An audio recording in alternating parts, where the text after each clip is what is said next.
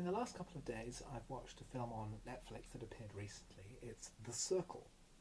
It's adapted from Dave Eggers' book, and it's co-written and directed by James Ponsoldt.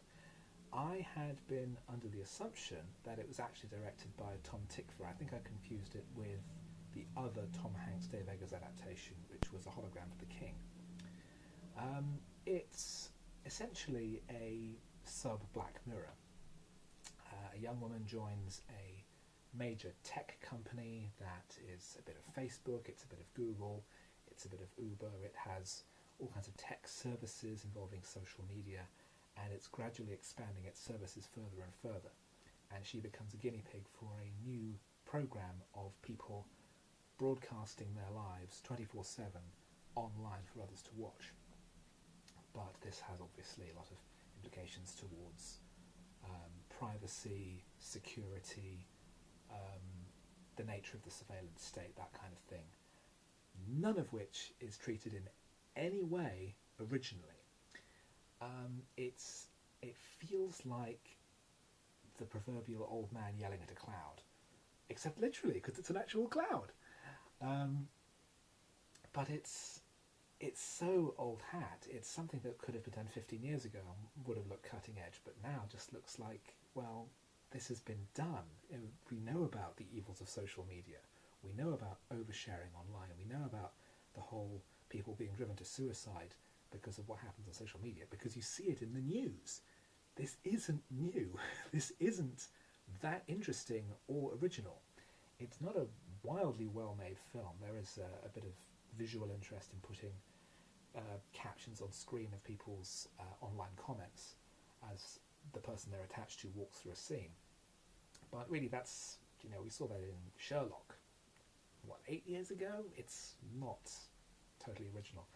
I'm unaware of anything else the director's done. I don't think he's had any major projects. The film's really only saving grace is the calibre of its cast. You have Emma Watson in the lead role, you have Tom Hanks as the head of the tech company, and Patton Oswalt as his second-in-command. You have John Boyega, Karen Gillan, who's very good, possibly a career best performance from Karen Gillan. Tom Hanks is a very canny piece of casting because his character is meant to be very likeable, very friendly, very avuncular. He's the CEO of a company, but everyone talks to him on first-name terms, and he's very friendly to everyone. But he has an agenda regarding this collection of information, this collection of data of hundreds of millions of people all over the world. This agenda is never made clear, which is fine, but it means that he winds up being kind of very nebulously evil. But the decision to cast an actor well known for his charm and likeable charisma and have him play up to that whilst also doing what are very obviously terrible things. We are in no illusions from the first half hour that The Circle, which is the name of the company, is doing stuff which is very questionable in terms of ethics and in terms of infringing on personal rights. All the characters treat this though as being, oh, it's great. It's they bought into the cult, and as a result, the characters feel stupid. It's hard to care about what's happening because everyone is thick, and that's a problem. Why should I care if the characters pretty much deserve everything that's happening to them? There are also problems about it changing the ending of the book.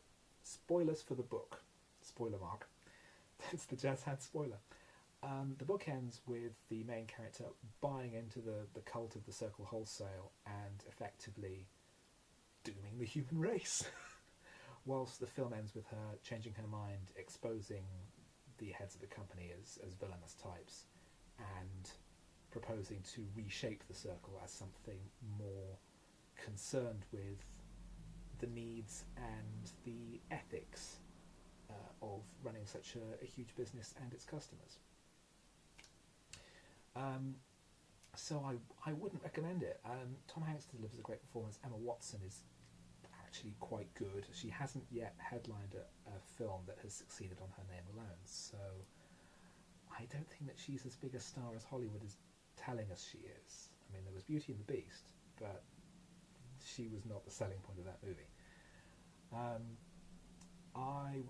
It's not It's not that good, and it has Bill Paxton's final film performance and as Emma Watson's father, and he plays a man with an S, and he's very good, and he has that everyman charm as well. It would have been nice to see him and Tom Hanks having an everyman off, but no, it's flat, it's silly, it's the kind of thing that Charlie Brooker would satirise in Black Mirror as a jokey carbon copy of itself, and that's possibly why it went straight to Netflix, because it bombed in the US and had terrible reviews and didn't see the inside of cinemas here. And straight to Netflix is becoming the new straight to video, as Red Letter Media is telling us. And here is a prime example.